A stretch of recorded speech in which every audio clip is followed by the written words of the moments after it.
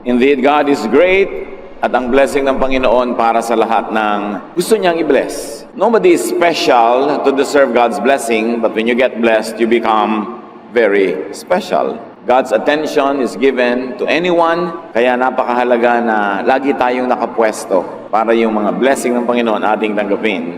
Romans 9:15, the Lord told Moses that He has pity and mercy on anyone He wants to. Mahirap unawain ng hiwaga kung sino ang pinagpapala, paano pinagpapala, kaya napakahalaga na lagi na lang tayong conscious na ang pagpapala ay nanggagaling sa Diyos. Ang pag-aaral natin ngayon, pinamagatan natin, Blessings for Naaman. Isang mahalagang kwento na pwede natin kapulutan ng maraming aral. We ask you, Father, to be our speaker.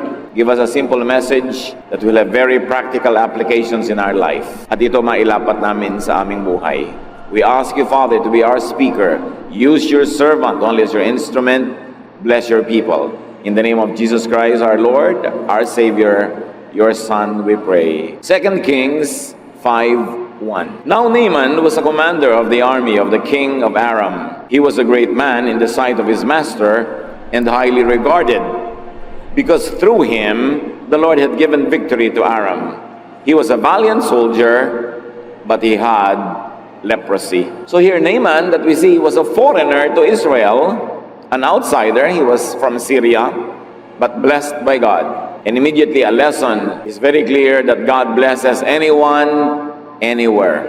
Hindi limitado ang blessing ng Diyos sa isang bansa, sa isang lahi, sa isang grupo.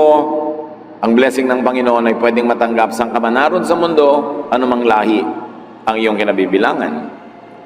But though blessed, Naaman had leprosy, at the time a very misunderstood kind of disease, and it was incurable. Parang napakalaking bigat sa buhay at talagang malaki nga na magkaroon ka ng ketong dahil noon ay wala itong gamot at hindi pa nauunawaan ng siyensya o ng medisina. 2 Kings 5:2-3. Now bands of raiders from Aram had gone out and had taken captive a young girl from Israel, and she served Naaman's wife. She said to her mistress, "If only my master would see the prophet who is in Samaria, he would cure him of his leprosy." So itong si Naaman ay general in the army of his king, the king of Aram. At malinaw sa Biblia na binigyan siya ng Diyos ng maraming tagumpay. At dahil sa kanyang mga tagumpay, lalo namang gumanda ang pagtingin sa kanya ng hari, everything was going his way except that he had leprosy. Then one day, ang kanilang mga sundalo ay may mga nahuling bihag.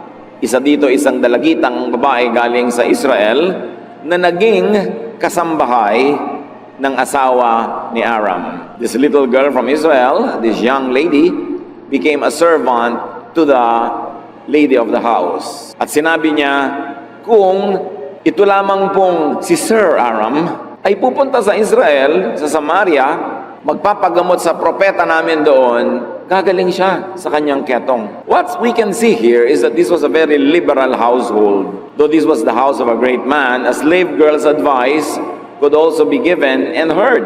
In fact, this slave girl's advice would become another blessing in Aram and also very specifically in the life of Naaman. Blessed na nga siya, may madadagdag pang blessing dahil dito sa nabihag na dalagita na nagpayo, sana pumunta na lang doon sa propeta namin para gumaling ang sakit ng kanyang amo. Makikita natin na pwede palang magsalita ang mga katulong sa bahay na yon, pwede magpayo kahit sa kanilang mga amo. So we can see that this type of people, Naaman and his wife, were very good people. Pwede magsalita kahit mga katulong nila sa bahay. 2 Kings 5:4-5. Naaman went to his master and told him what the girl from Israel had said. "By all means, go." The king of Aram replied, "I will send a letter to the king of Israel." So Naaman left, taking with him 10 talents of silver, 6,000 shekels of gold, and 10 sets of clothing. So from the slave girl, the idea to go to the prophet in Israel went to Naaman, her master, and Naaman brought the idea to his master, the king himself. And the king said, "Why not? Go. Papadalang kita, papabaunan pa kita ng sulat para lalo kang pansinin," because at that time, this kingdom was stronger than Israel. So papansinin ng hari ng Israel yung sulat ng hari ng Aram, at nagdala pa itong si Naaman ng pagkarami-raming kayamanan, regalo sa propeta. So, another blessing came to Naaman's life. First, the advice of the young lady, the maid in the house. Now, the king's permission and even a letter. And then he brought gifts. 2 Kings 5, 6-7. The letter that he took to the king of Israel read, "With this letter, I am sending my servant Naaman to you so that you may cure him of his leprosy." As soon as the king of Israel read the letter, he tore his robes and said, "Am I God? Can I kill and bring back to life? Why does this fellow send someone to me to be cured of his leprosy? See how he is trying to pick a quarrel with me." Either there was a miscommunication, the king of Aram thought that the king of Israel was the one who had the power to heal, or it was just a general letter asking the king to move whoever was in his kingdom that could heal Naaman. But the king of Israel became afraid. Sabi niya, "Diyos ba ako? Bakit itong hari na to sa kabilang kingdom nagpapadala sa akin ng ganitong uri ng request na pagalingin ko itong leprosy ng kanyang tauhan? Sigurado humahanap yan ng away.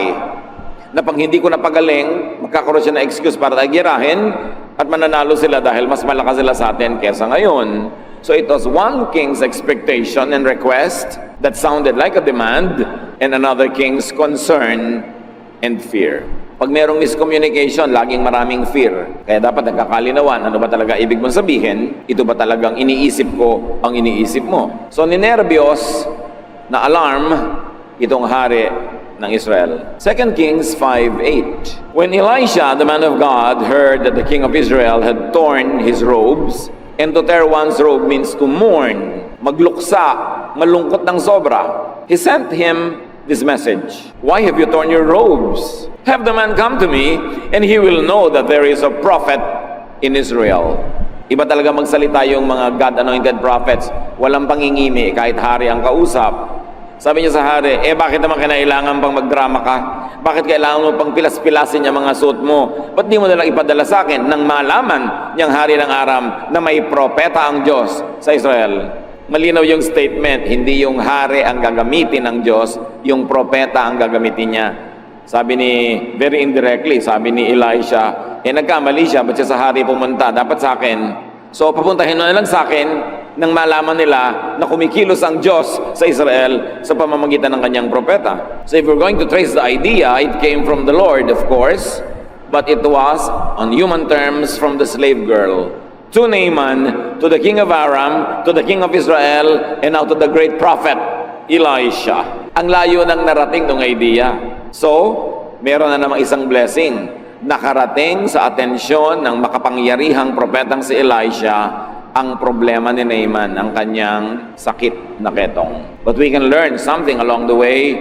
Do not inhibit a good idea, especially if it's godly, no matter who thought of it first. Kahit nakatulong, alipin, bihag ang nag-isip, if it's a good idea, it's a good idea, no matter who thought of it first. Hindi tayo ang may ideya, hindi tayo magkaka-credit, papatayin mo na yung idea. In fact, that idea came from God. We like to think that even the very reason why that girl was captured was to bring her to the household of Naaman to bless him. Like Joseph was a slave in the house of Potiphar to bless the entire empire of Egypt. God could talk to and God could send and use anyone. Kahit mga taong mukhang mababa ang kalagayan sa lipunan, kung gagamitin ng Diyos, magiging napakamakapangyarihang daluyan ng kanyang pagpapala. 2 Kings 5:9. So Naaman went with his horses and chariots and stopped at the door of Elisha's house. Ang lakas ng dating ni Naaman. Nung dumating siya sa palasyo ng hari ng Israel, bagay yung kanyang retinue, ang kanyang mga wangwang, ang kanyang mga escort, ang mga kabayuhan. Pero nung pumunta siya sa bahay ng propeta, a very humble house, mukhang OA ang dating niya. Hindi bagay itrato ng mga political and military leaders ang mga servants of God that way. Ang lakas ng dating. So bibilhin ba ni Elisha ang drama nitong si Naaman na ang lakas ng dating? 2 Kings 5:10, Elisha sent a messenger to say to him, "Go, wash yourself 7 times in the Jordan, and your flesh will be restored, and you will be cleansed." Hindi hinarap ng propeta ang dumating na bisita. Hindi siya tuminag sa kanyang kinalalagyan. Pinalabas niya ng bahay ang isa niyang katulong at sinabi dun sa dumating, Alam na po kung anong pakay nyo. Ang payo, pumunta kayo sa river ng Jordan at ilublob nyo ang inyong sarili 7 beses. Bilangin nyo, lublob, ahon, 7 beses. Gagaling ang inyong mga sakit na yan, kayo'y malilinis. Ikatutuwa kaya ni Naaman ang ganong payo. So in other words, dinedman ng prophet yung pomp and pageantry ni Naaman. The prophet was not amused. The prophet was not impressed with the show of force. After all, the show of force is empty. Because if he was really powerful, he would not be there seeking the ministration of the prophet. So dapat inilagay niya ang sarili niya sa tamang lugar. Spiritual people should not be too impressed with power or wealth. And this is one of the measures that you can see how spiritual people are. How they not get too impressed with wealth or power. Because they are tuned in to another dimension, to another power, to another vision, to another world view. 2 Kings 5:11. But Naaman went away angry and said, I thought that he would surely come out to meet me, stand and call on the name of the Lord his God, wave his hand over the spot, and cure me of my leprosy. This was the way of the pagan priests. Ang inaasahan ni Naaman, isang magandang show. Sabi niya, yun lang. Di ba niya kilala kung sino ako? Ang lumabas lang dito sa akin katulong para sabihin lang maglublob ako sa ilog nila. Hindi man lang siya lumabas. Ang inaasahan ko, lalabas siya. Titindig siya ng buong tikas at buong lakas siyang tatawag sa kanyang Diyos. Wawagayway niya ang kanyang kamay and instantly gagaling ako. Yun ang mga drama kasi ng mga pagan priests na nakasanayan itong si Naaman. Hindi niya alam yung understated style of really spiritual people. Hindi niya nagustuhan na hindi siya hinarap. 2 Kings 5:12. Are not Abana and Pharpar, the rivers of Damascus, better than all the waters of Israel? Couldn't I wash in them and be cleansed? So he turned and went off in a rage. Sabi niya, Jordan, ilog ba ang tawag mo dyan sa kaprasong kanal na yan? At talaga naman, kung i-compare niyo ang Jordan sa mga ilog ng Damascus, para lang talagang maliit na kanal, puro pa putik. Alam niyo ba, pag tumungtong ka sa Jordan, aahon yung katakot-takot na putik. Aesthetically, hindi naman talaga siya big deal na ilog. Naging big deal lang, yun lang naman kasi kaisa-isang ilog ng Israel. So sabi nitong si Naaman, hindi pa ba sapat ang magagandang ilog namin sa aming bayan, na mas maganda pa kahit pag samasamahin mo lahat ng tubig sa Israel? Hindi ba ako pwedeng doon na lang maligo at malinis? Galit na galit siya, nagdadabog siyang tumalikod at umalis sa kanyang kabayuhan. It was a grand entourage, a pompous arrival and entry. It was a high ceremonious expectation that he had in his heart and a most unusual non-event treatment from the prophet. There was a raging disappointment and an exit. There was ranting of injured pride. Naturally, if you're used to attention, especially to earthly, worldly attention, you would want to expect that from everybody, but never expect it from spiritual people. Not that they are snobbish, it's just that they are not impressed because they are tuned in to other things that are spiritual. And perhaps that's a medicine that Naaman needed, a humbling, dahil matagal na siyang hindi na-humble. And this is the way of some rich people today. The very rich, the very so-called educated and prominent church-goers, they also want and demand such attention. This breed of people are still alive and well. Umalis siya, pinakinggan niya ang kanyang damdamin, ang kanyang dabog, pero umalis siyang may sakit pa rin, di pa rin siya gumaling. So umuwi siya sa kanyang bahay, inaasahan ng mga katulong niyang mananampalataya na galing na siya, pero nakita, ay may leprosy pa, walang nangyari. Sabi niya, anong nangyari? 2 Kings 5:13. Naaman's servants went to him and said, My father, if the prophet had told you to do some great thing, would you not have done it?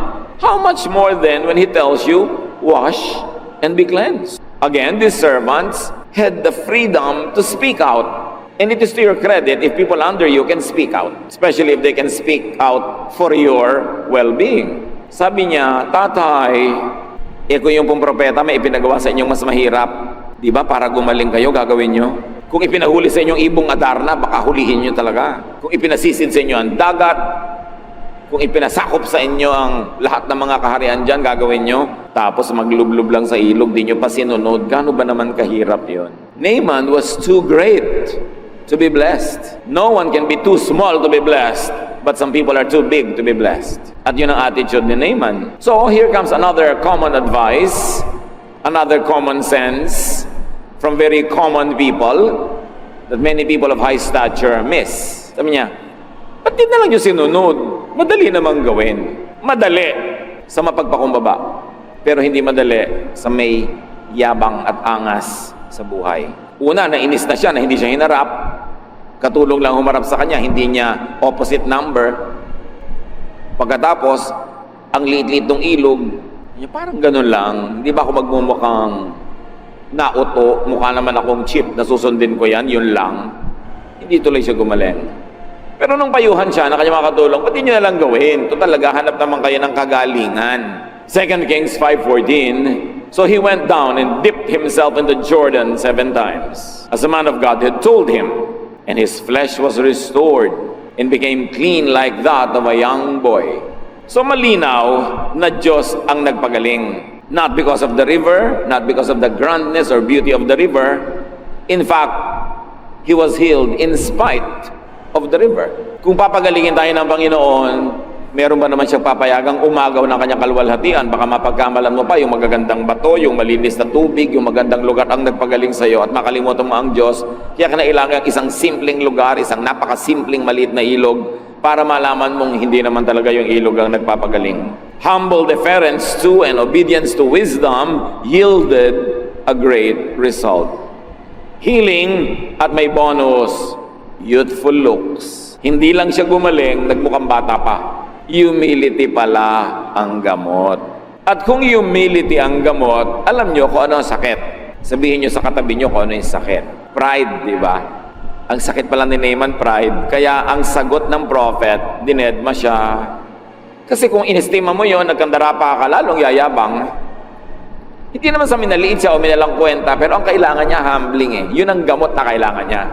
Kaya pala siya pinalulubog 7 beses, ba't hindi na lang 1 beses? Di ba kailangan humble ka para magpalubog-lutang ka doon? Kailangan may humility ka. Para kang batang sumunod na lang. But unless you had a childlike faith, you will never really receive much from God. As soon as he listened to the advice of his servants and did such a humbling thing as dip 7 times in that muddy river, he got healed. It's the Lord, not the river, that healed him. So huwag kayong magpadala sa mga racket ng mga deboteng tubig na galing sa Jordan, mga deboteng langis na galing sa Holy Land. Anong holy doon? May holy bang land? Land cannot be holy because land is non-living and only the living are capable of righteousness or sinfulness. Walang holy land. Gimmick lang yan ng tourism. But if you like to visit for the historical value, good. Pero huwag kayong papauto na holy land. Magpe-pray ka sa Garden of Gethsemane. Sa garden nyo rin na puro makahiya at okra, nandun din ang Diyos. Hindi nyo kailangan pumunta doon para mag-pray. Pero kung gusto nyo makita, not bad. Pero kayong pauto sa mga holy land, holy oil, holy water. Walang ganun. Ang Diyos ang nagpapagaling. Kaya nga pagkarumi-rumit, maputik na tubig pa yung ginamit eh. 2 Kings 5:15, then Naaman and all his attendants went back to the man of God. He stood before him and said, now I know that there is no God in all the world except in Israel. So please accept a gift from your servant. Mula sa bahay, nagpunta sa ilog ito, malayo yon ha. Naglubog-lubog siya doon at nung gumaling, hindi mo na umuwi, tumuloy sa bahay ng propeta minus the pomp and pageantry. This time, bumaba na siya sa kanyang kabayo, tumindig siya sa harap ng bahay ng propeta hanggang nilabas siya. May natutunan si Naaman. Dapat mong ilugar ang sarili mo before the man of God. Huwag kang magyabang dyan. Dahil hindi naman ikaw yung man of God, siya. At siya nga hindi mayabang eh. So humility, recognition, and gratitude ang nakita natin na isinunod na ginawa nitong si Naaman. A clear expression of thankfulness. He brought a lot of gifts. Kailangan, yung pagtingin sa ilog na to should not be a source of misplaced national pride. Hindi dahil sa Israel nangyari yon, hindi dahil sa ilog na yon, kundi dahil sa Diyos. Dahil alam nyo, Noong panahon na yon, napakaraming may ketong sa Israel, walang pinagalingang Diyos ni isa. Sa katunayan, sabi sa 2 Kings 5:16, the prophet answered, "As surely as the Lord lives, whom I serve, I will not accept the thing." And even though Naaman urged him, he refused. Hindi tinanggap ng propeta ang mga regalo. It was a dignified and polite refusal befitting an anointed prophet. But you should take note that Elijah's refusal must have had a context. Siguro may dahilan na hindi natin alam, hindi na ipinaliwanag sa Biblia, may dahilan. Baka yumabang na naman tong Naaman pag tinanggapan mo ng regalo. Pag yumabang siya, baka bumalik yung ketong niya. Kasi yung pala ang gamot sa ketong niya, humility. Pagka na naman tinanggapan, baka lumaki ulo. Marami kasi nagre-regalo, pero pag tinanggap mo, para ka na niyang property dahil naregaluhan ka na. Pagka ganun, huwag mong tanggapan dahil may strings attached. Elijah's refusal is not to be considered to be an be-all template for all situations. There are gifts coming from grateful hearts and humble behavior that are good to be received. Pero dapat discerning ka. Kumisan yung gifts kasi binibili mo na yung tao. Nabigyan mo lang, tinanggapan ka lang, kala mo ka na kung sino mag-demand. Yun ang hindi dapat tinatanggapan ng gift. So ayaw tanggapin ng propeta yung mga regalo. After all, hindi naman niya kailangan. Simple lang ang buhay niya. So hindi niya kailangan yung mga ginto na yon, yung mga damit na yon. Hindi naman siya maraming mga events sa kailangan niya yon. So hindi niya tinanggap. 2 Kings 5:17, if you will not, meaning if you will not receive these gifts, said Naaman, please let me, your servant, naku, siya na ngayon ang servant ng prophet. Marunong nang siyang lumugar ngayon. Please let me, your servant, be given as much earth as a pair of mules can carry, for your servant will never again make burnt offerings and sacrifices to any other god but the Lord. Well-traveled itong si Naaman, exposed siya sa maraming religions, exposed siya sa maraming philosophies, pero ngayon lang siya gumaling from his leprosy. Mayroon siyang napatunayan. Sabi niya, kung hindi niyo tatanggapin ang regalo ko, ako ang may hihingin. Bigyan niyo ko ng lupa, kakalkaling ko mula dito sa lugar na ito, na kayang dalhin ng 2 buriko. Iuuwi ko sa aking tahanan, gagawa ako ng dambana, ng altar, at doon ako gagawa ng mga offerings. Hindi na ako gagawa ng offering kung kani-kaninong Diyos. Mag-o-offering ako sa Diyos na nagpagaling sa akin. So Naaman wanted to build a portable altar, a tangible piece of intangible spirituality. That's what he wanted to bring home. But remember, this is more symbolic than practical. If it's not the river that healed him, then it's not the soil that mattered either. Hindi yung tubig, hindi yung lupa, hindi yung oil, hindi yung merchandise. But because we are made of flesh, we want something tangible. So uwi-uwi niya souvenir from Israel, lupa, itutumpok niya, gagawin niyang dambana. What is important is faith in God who did all of these things, not in material things that became tools in God's work. At meron pang isa na inilapit itong si Naaman, 2 Kings 5:18. But may the Lord forgive your servant for this one thing. When my master enters the temple of Rimmon to bow down, and he is leaning on my arm, I have to bow there also. When I bow down the temple of Rimmon, may the Lord forgive your servant for this. Malinaw na malinaw dito kay Naaman na meron na siyang Diyos na sinasamba, ang Diyos ng Israel. Pero ganun siya ka-close sa hari. Sa niya yung hari namin, pagpapasok sa templo namin at lumuluhod siya doon sa templo, nakakapit siya sa braso ko dahil matanda na siya, siyempre luluhod din ako. Patawarin nawa ako ng Diyos na nagpagaling sa akin. Kung ito'y gawin ko, walang personalan, trabaho lang. So the believer knew that idolatry is out of place in his newfound faith in God. But he had duties. He had work. Trabaho lang. Humihingi siya ng space in his spirituality for his duty and work. Kung ngayon nagpaalam yan sa mga born-again leaders, hindi yan papayagan. Pero pinayagan kaya. 2 Kings 5:19, sabi ng propeta, go in peace, Elisha said. In other words, this Elisha had such a broad mind. He displayed understanding, tolerance, and even a blessing. which many people today should study and emulate. Hindi siya masyadong rabid, narrow-minded, verse-stoning teacher. Sabi niya, naintindihan ko, may tungkulin ka, sige, go in peace. Basta nasa puso mo ang tunay na Panginoon, may trabaho ka, edi gawin mo. God's blessing was received and enjoyed by Naaman and his king and his country, even before he had a very clear understanding of God. Ibig sabihin, God's blessing is not limited to Israel and the Israelites. It is not limited to certain persons or group of persons.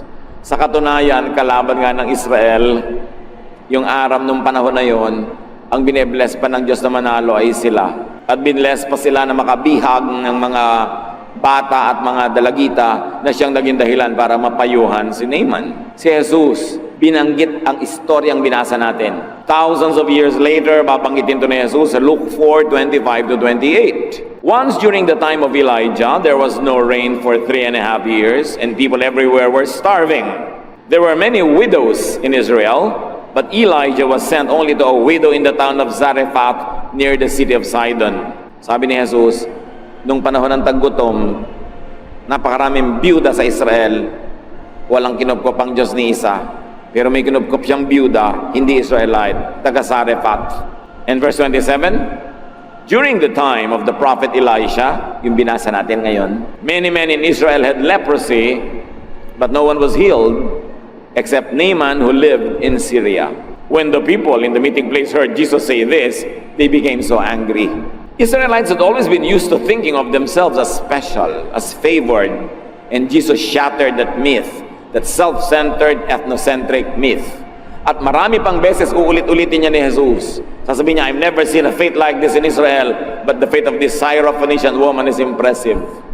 Sasabihin niya, I've never seen faith like the faith of this centurion. This I have never seen among Israelites. Ipinapakita ni Jesus na minamatyagan, tinitignan ng Diyos ang lahat ng tao sa buong mundo. At ang Diyos ay humahanga, si Jesus ay humahanga sa pananalig, kahit ang nananalig ay hindi Israelite. At itong si Naaman, sabi niya, sa dinami-rami ng may ketong noong panahon ni Elisha, sa bayan ng Israel, walang pinagalingan Diyos. Isa lang, si Naaman, hindi pa Israelite. God blesses whom He likes to bless. Walang sino man na may exclusive franchise for blessing. Romans 9:15, the Lord told Moses that He has pity and mercy on anyone He wants to. Another lesson is that more blessings could await those who are already blessed, if only they were humble and obedient to godly counsel. Blessed na si Naaman, kaya lang may ketong. Ang spiritual cause pala nito, pride, kaya ang reseta, humility. And when he ate his humble pie, he got healed. God could give counsel through slave girls. Huwag nating mamalitin ang sinuman, maaaring gamitin ang sinuman ng Diyos na daluyan ng kanyang pagpapayo tungo sa ating buhay. Don't feel superior to anybody because anybody could be used by the Lord to speak to you. God could speak through donkeys, as we have seen in the Bible. God could provide food through unclean ravens, as God fed Elisha. And God could protect His servants through a prostitute in the story of Rahab. Nobody is beyond redemption, and nobody is so badly situated that God could not use her or him. Dapat nakabukas ang ating mata, ang ating tainga sa pagpapala ng Diyos kahit kanino padaanin. Huwag kang mamili. Huwag mo sasabihin, sino ba ang teacher sa Bible study class? Baka mas educated pa ako. Baka mas mayaman pa ako. Baka mas maganda pa yung bahay namin kaysa doon sa lugar ng Bible study na yan. Walang ganong-ganong yabang na dadaling ka pag lumalapit ka sa Diyos para gumaling ang iyong mga ketong at lahat ng tao may leprosy. Iba-iba lang. Kaya napakahalagang suriin natin mga sarili. Baka blessed na tayo, kaya lang, yun yung kaya lang may sabit, may kulang, o may sobra. At maaaring ang dahilan, tulad nitong kay Naaman, kailangan mo pala maglublob ka sa ilog mo, ano man yun. Baka merong taong kinawawa mo noon, dapat bumalik ka sa kanya at mag-sorry ka. Yun ang ilog na lulubluban mo. You're humbling of yourself para mawala ang iyong leprosy. Baka may pinagyabangan ka noon na kailangan ngayong bumawi ka, magpakumbaba. Baka meron ka napakataas na sinabi na kailangan mong bawiin. Ano man yun, mga kapatid, sayang Ang pag-upo nyo dyan, pag hindi natin inisip na there is a Naaman in all of us, and there is that leprosy in all of us, and there is that humbling act that we should do to receive God's healing and God's blessing. And another lesson from this beautiful story is that gratitude and expressive thanksgiving is a mark of godliness and civility. Kung ikay natulungan ni Naaman, kailangan magpasalamat ka at ipahayag mo ang iyong mga pasalamat sa anumang kaya mong paraan. Si Naaman, palibas at marami siyang material na kabuhayan, yan ang kaya niyang expression na ibigay. Pwede namang magbigay ka ng atensyon, ng serbisyo, tulong, ano man yon. Pero sa sino mang gumagawa ng mabuti sa atin, dapat tumatanaw tayo at marunong tayo magsukli ng kabutihan din. Huwag ka lang tanggap ng tanggap. Mga Kristiyano, pagka nagpunta sa psychiatrist, ang mahal-mahal ng bayad. Pag nagpa-counsel sa mga counselors, TY, kahit malang isang atis ng bulok, wala malang iabot. Papray ng papray kung kani-kanino, ginigising mo na madaling araw, pag hindi ka makatulog, naliligalig ka, kahit malang isang choknat, hindi mo maabutan. Pero willing na willing ka magbayad sa mga mahal na hindi ka kakilala at wala namang malasakit sa iyo.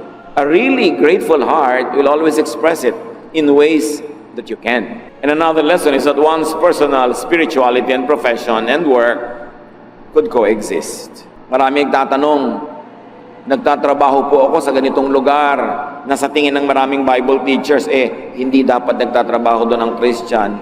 Yun lang po ang trabaho ko ngayon, nakilala ko po ang Panginoon, nagkaroon ng spirituality. Anong gagawin ko sa buhay? Anong ginawa dito ng propeta? Sabi niya, go in peace. Trabaho mo yan Ngayon, kung hindi ka at isa trabaho na ito dahil naliligalig ang iyong spirito, tiyakin mo lang na naliligalig dahil nga sa udyok ng Diyos at hindi dahil lang na-brainwash ka ng kung sinong religious person na pinapaniwala kang masama ngayon. Baka naman siya lang may ideya at hindi ang Diyos. Pero kung sakali nga, nalabag sa pagiging maka-Diyos, yung ginagawa mo, hindi maghanap ka ng iba, pero habang hindi ka pa nakakahanap, lalo't may pananagutan ka sa buhay, may mga pinapakain ka, sabi ng propeta, go in peace. Walang personalan, trabaho lang. Maluwag ang Diyos nami-mispackage lang siya and misrepresented ng mga mahihigpit na religious leaders. Pero kung ang Diyos talaga ang pupuntahan mo at yung mga propetang tunay, you will fall in love with God. Kasi ang bait-bait. Ang luwag-luwag kasama, hindi nakakasakal. Pag nakakasakal, hindi yun galing sa Diyos. Kasi hindi naman bumaba si Jesus sa lupa para kasakalin. Alam nga naman ang mission niya, manakal.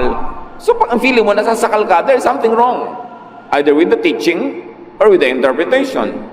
If you have conflicts in your mind about your profession and your spirituality, at least in and as a transition period, stay there until you find a better job. But to drop what you're doing and go hungry, hindi naman yun ang kalooban ng Diyos para sa iyo at hindi mo kailangan gawin yun para patunayang maka-Diyos ka nga.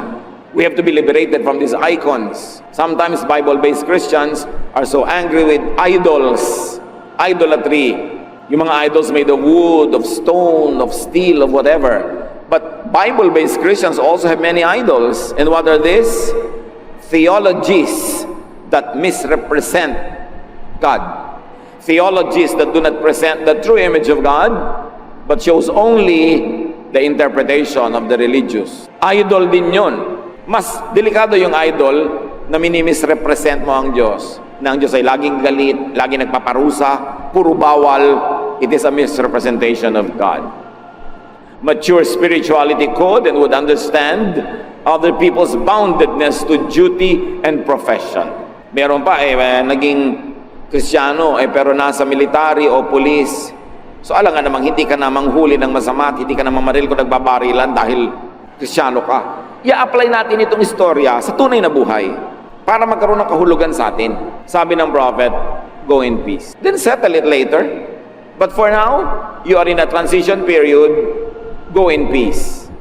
Darating din yung kaayusan na yan na hinahanap mo. Mature spirituality could and would be tolerant of people's realities and even beliefs. You don't walk into people's lives and rearrange them the way your religion tells you to. You respect people and you let them process their spirituality in their time, at their pace, in their context. Naaman was a believer, though not fully aware of it. Maraming mga tao naniniwala sa Diyos, hindi lang nila alam na naniniwala pala sila, pero yung kilos, asal, gawa nila, nagsasabing mananampalataya sila. Kaya bine-bless ng Diyos si Naaman. May kulang lang yung inayos, the humbling part. But in all other aspects of his life, he was already blessed. Marami mga mananampalataya, hindi lang articulated ng theology sa kanilang pananalig nila sa Diyos. At kadalasan, makikita niyo sa Biblia, dinadala sila ng Diyos sa mga taong makakapagpaliwanag ng kanilang isip at makakapagpalalo, makakapag-fine-tune ng kanilang pananalig. Ginawa niya yan kay Cornelius, ginawa niya yan sa Roman centurion, at ginagawa ng Panginoon sa sino man na meron ng likas na pananalig sa Kanya, inilalapit niya lalo sa Kanya at gumagamit siya ng mga instrumento. What is your leprosy that could be healed by listening to a humble person's advice, that could be healed by humbling yourself and by dipping in your own Jordan River? Panginoong Diyos, turuan niyo po kami na ilapat ang kwento sa buhay namin dahil hindi naman dekorasyon ang kwento na ito. Ito'y tungkol din sa amin. Bigyan niyo kami ng spiritual eyes. Give us spiritual eyes to see who we are in this story so we can benefit from it. And we pray, O Lord, that as Naaman benefited from enlightenment, you will give us that enlightenment so we could do what should be done, correct our lives, and get more blessing from you and glorify you more in our life. Pagbulay-bulayan natin ang kahulugan nito sa ating buhay at nawa ang ating kani-kanyang mga leprosies pagalingin ng Diyos sa ating pagsunod sa Kanya at pagsunod sa makadiyos na payo. Dear Lord, as your people humble ourselves before you, enlighten us so we could learn from this powerful story.